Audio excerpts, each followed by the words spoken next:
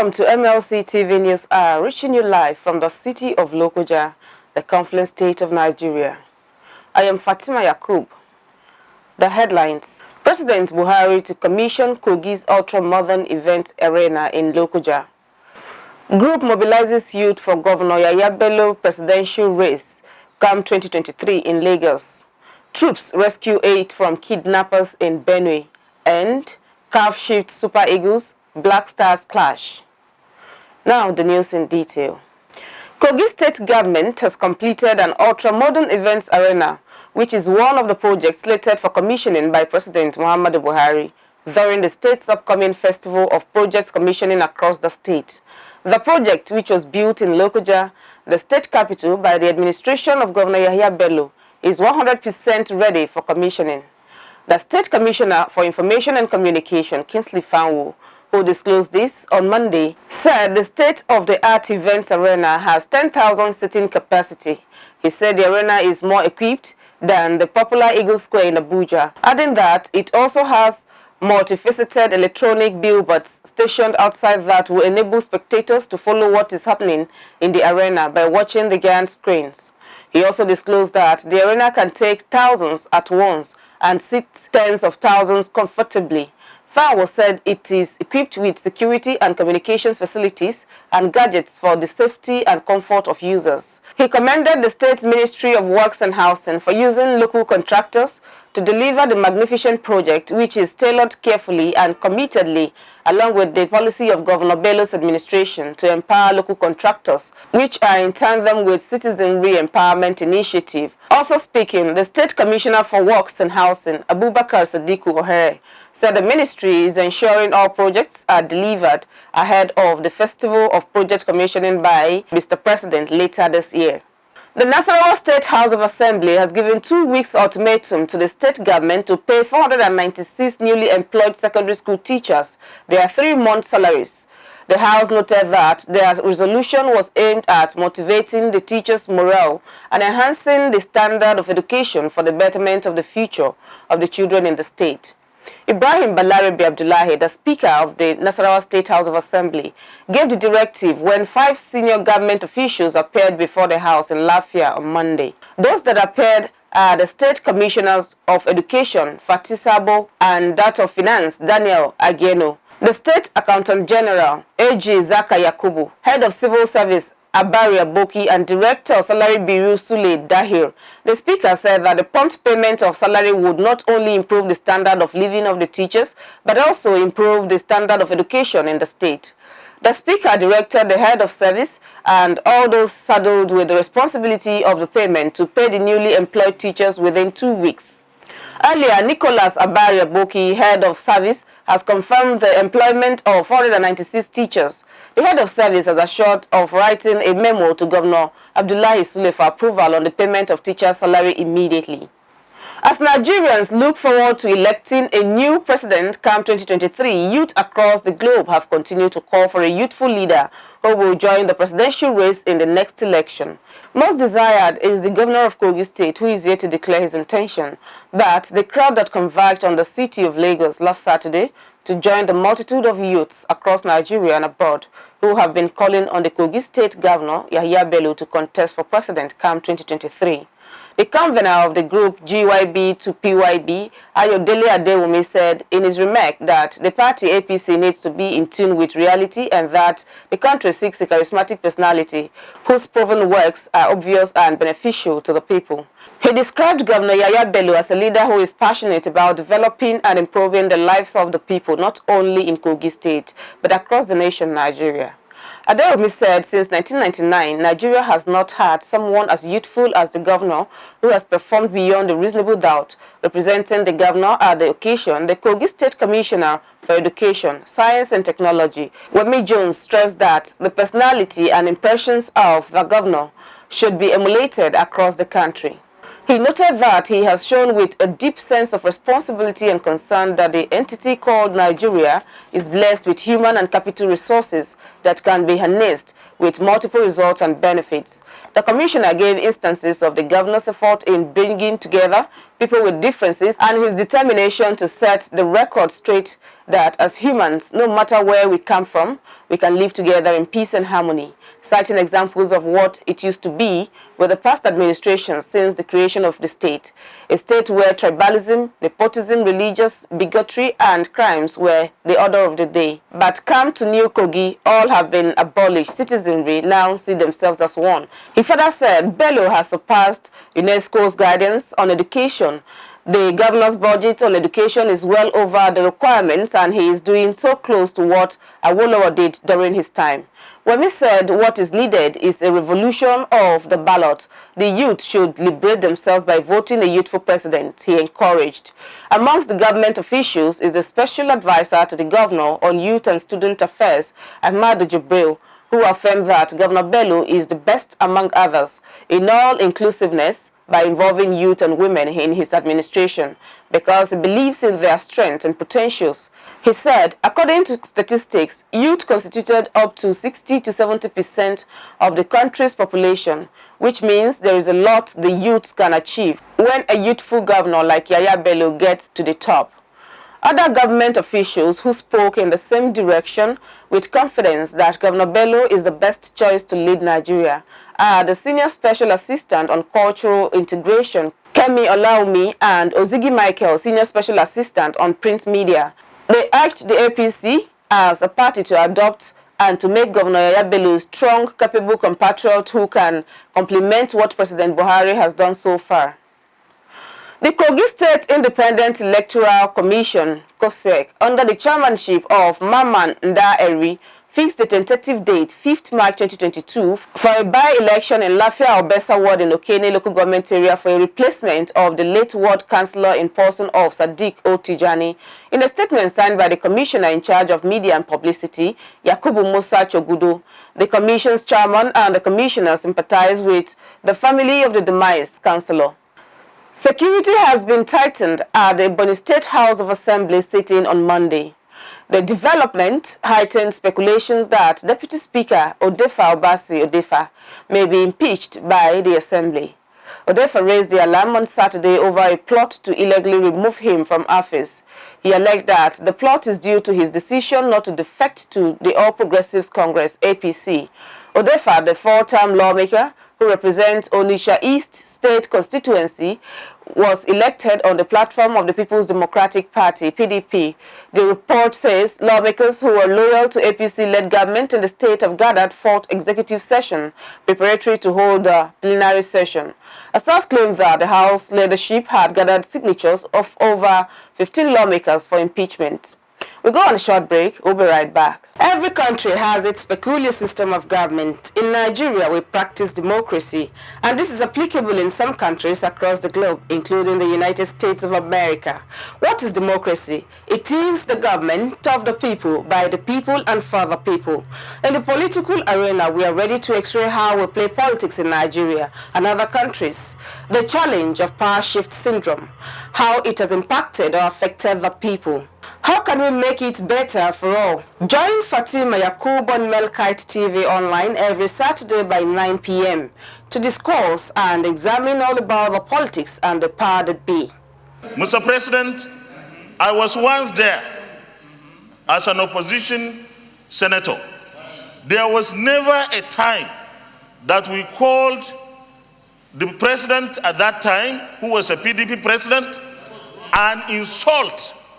Because this is our institution, and if we don't conduct ourselves with dignity and respect, nobody will respect us. The heads of security in Nigeria made several different explanations for killings of our citizens. The Constitution of the Federal Republic of Nigeria 1999 as amended, I hereby forward for the confirmation by the Senate the appointment of the underlisted nominees as National Commissioners and Resident Electoral Commissioner for the Independent National Electoral Commission, INEC.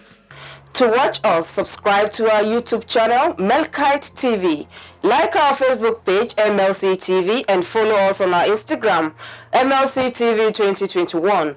We are here to inform, educate, and to criticize constructively.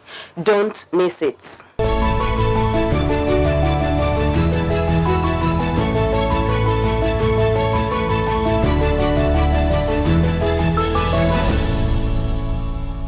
Welcome back.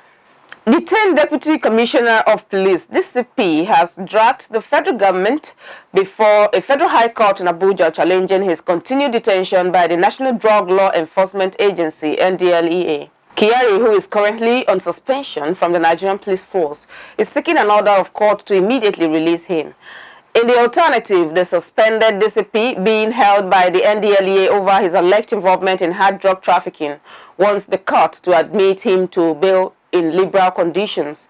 Justice Yang Eden Ekwu is expected to take the ex-parte application filed along with the suit any moment.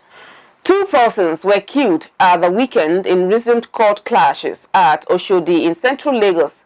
Armed youths were on rampage since last week Wednesday night in several streets in the area, including Afariogun, Elias, Adesoji, Olatubosun, among others. It was gathered that the hoodlums moved from one compound to the other, robbing people, residents who took to the social media to decry the siege, wondered why the hoodlums were parading the streets with cutlass and guns unchallenged by security operatives. It was gathered that police reinforcement was deployed in the area last Friday to complement the local division in the area. Spokesman Adekunle Ajisebutu said 31 suspects have been arrested. Troops of Operation Wellstroke have rescued 8 persons from kidnappers in Benue State. The rescued locals, abducted on their farm by herdsmen, were freed at the weekend. In a statement signed by Chief Press Secretary to the Governor, Nathaniel Ikyo said the superior firepower of the soldiers overwhelmed the kidnappers who fled in disarray, leaving behind the kidnapped victims. The victims have been reunited with their families. Now, from our foreign desk, Russian President Vladimir Putin has ordered troops into 2 rebel-held regions in eastern Ukraine after recognizing them as independent states. Footage released overnight appeared to show Russian military vehicles heading towards the Ukrainian border. Russia said the troops would be peacekeeping in the breakaway regions, which it has backed since 2014. But the US said calling them peacekeepers was nonsense. It accused Russia of creating a pretext for war. Ukraine's president said his country was not afraid of anything or anyone. In a late-night televised address to the nation, President Volodymyr Zelensky called for clear and effective actions of support from Ukraine's international allies. He added that it is very important to see now who their real friend and partner is, and who will continue to scare the Russian Federation with words only. Several countries, including the UK, are considering introducing new sanctions against Russia in response to the move. Fears over an invasion have been rising in recent months as Russia has massed some 150,000 troops along Ukraine's border, according to U.S. estimates. At an emergency meeting of the United Nations Security Council, U.S. Ambassador Linda Thomas-Greenfield dismissed Russia's claims that troops will be taking on a peacekeeping role, saying they know what they really are. Recognizing Luhansk and Donetsk as independent was part of Russia's bid to create a reason to invade Ukraine, she said. Russia has been backing a bloody armed rebellion in eastern Ukraine for the past 8 years. Some 14,000 people, including many civilians, have died in fighting since then. In recent years, Russian passports have been given out to large numbers of people in Donetsk and Luhansk. The rebel-held areas have been evacuating women, children, and the elderly to Russia since last week. In an hour-long address on Monday, Putin said Ukraine was an integral part of his country's history and described eastern Ukraine as ancient Russian land. Russia's UN ambassador Vasily Nebenzia argued for the need to defend the rebel-held areas in eastern Ukraine's Donbas region from what he called Ukrainian aggression. Allowing a new bloodbath in Donbas is something they do not intend to do, he said. Thousands of migrant children in the United Arab Emirates, UAE, go without schooling and health care, according to a story by Washington Post. Many of the children are without birth certificate because they were born without married parents, because their families could not pay hospital bills or for other reasons. The news report said on Sunday, quoting residents, "My sons have not been to school. They don't have a visa or passport. It is a very big issue. They cry.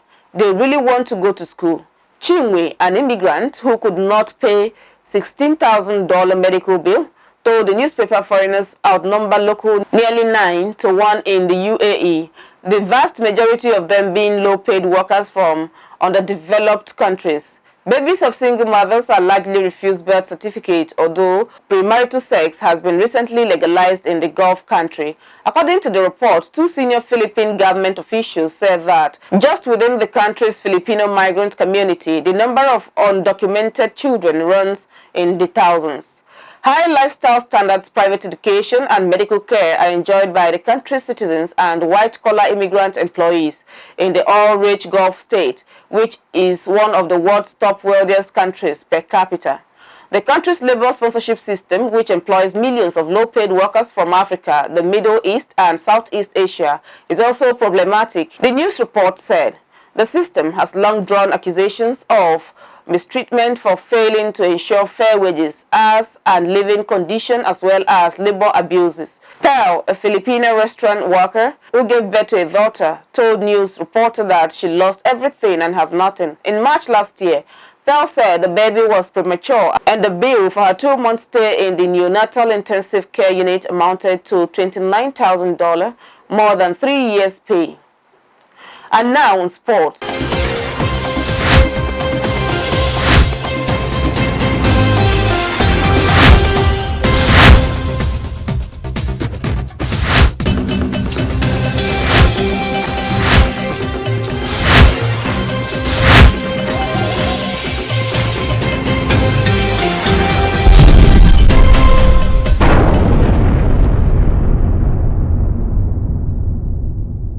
The Confederation of African Football (CAF) on Monday informed the Nigeria Football Federation (NFF) that the Super Eagles will now take on Ghana's Black Stars on new dates. Ademola Olajire, NFF's Director of Communication, disclosed in a statement that the 2022 FIFA World Cup playoff round fixtures between Nigeria and Ghana would not hold on the earlier announced dates.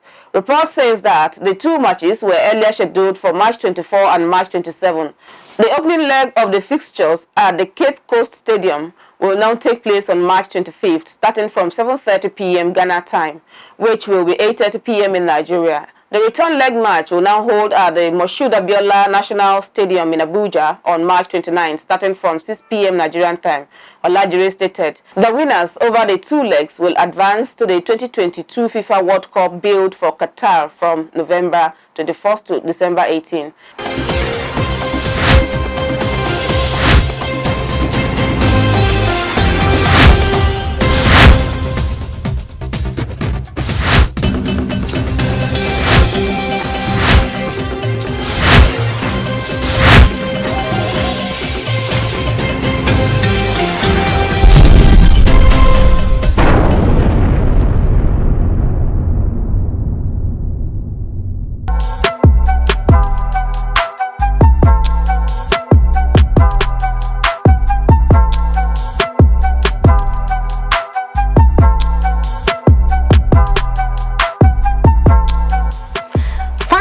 Say is the bedrock of the society. It is everything. Everyone needs a house to live in, but a supportive family is what builds a happy and a successful home. It is Family Affairs on Mlc TV every Saturday by 7 p.m. Join Balagdubu Janet as she takes you on an exclusive interview with guests, marriage counselors, doctors, and many more, where they get to share their experiences, and together we build the society at large. To subscribe to our YouTube channel, log on to Mlc TV or like our Facebook page, MLC TV. You can also follow us on Instagram at MLC TV 2021. For adverts and sponsorship, call the numbers displayed on your screen. It's Family Affairs, where we discuss family matters. Coming your way soon on MLC TV.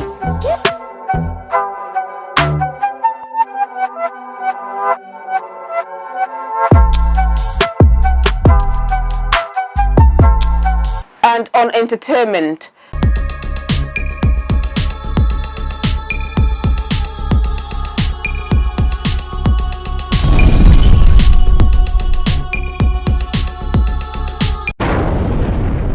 The Weeknd, a popular Canadian singer, songwriter who is best known for his versatility and dark lyricism. The singer recently left the fans elated as he announced a TV special based on his latest album, Down FM.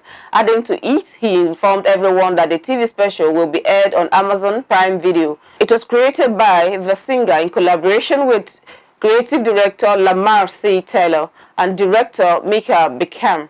The Weeknd has created 5 studio albums, 3 mixtapes, 6 promotional singles, 3 compilation albums, and much more in his entire career so far. Some of the notable songs on album of the singer include Kissland, Beauty Behind the Madness, After Hours, Starboy, Love Me Harder, Can't Feel My Face, Call Out My Name, Save Your Tears, and others.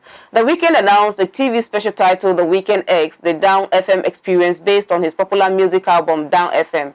It was also informed that the TV show will be featured as an 8-track live EP on the Amazon Music platform and will premiere on 26th of February.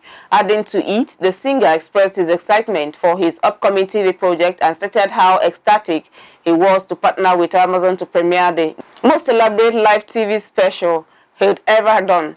He further welcomed his fans to the new face of Down FM, a purgatory otherworld where live performance, theater, and performance art collide for a night out at the club.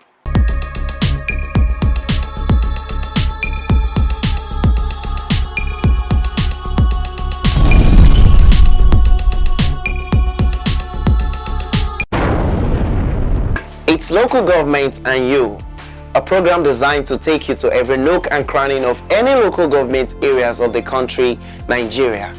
Through the program, we shall inform you of their activities, policies, people, and administration. And through your digital devices, we shall be reaching you because it promises to be insightful, educating, and informing. We are not only going to talk about the achievements of local government chairmen or administration, but also to touchlight some of the areas that needed improvement. I am Matthias Ayodeji Peter. Join me every Friday by 9 p.m. as I bring the local government to your doorsteps. Coming soon on Mlc TV. Subscribe to our YouTube channel, Mlc TV, now to be the first to get our notification as soon as we launch it. Don't miss it. And that is all on news today. Join us tomorrow evening via our YouTube channel, Mlc TV, to watch our news hour. You could also like and follow us through our Facebook page, Mlc TV, Instagram, Mlc TV 2021, and Twitter at Mlc TV 1. For your event coverage, feedback, comments, or contribution, call any of our numbers displayed on your screen. And don't forget our special programs designed to educate, inform, entertain, and reform. The programs are Family Affairs, Saturday, 7 p.m., Political Arena, Saturday, 9 p.m., and Local Government and You, Friday, 9 p.m. Don't forget that our news is on Monday to Fridays.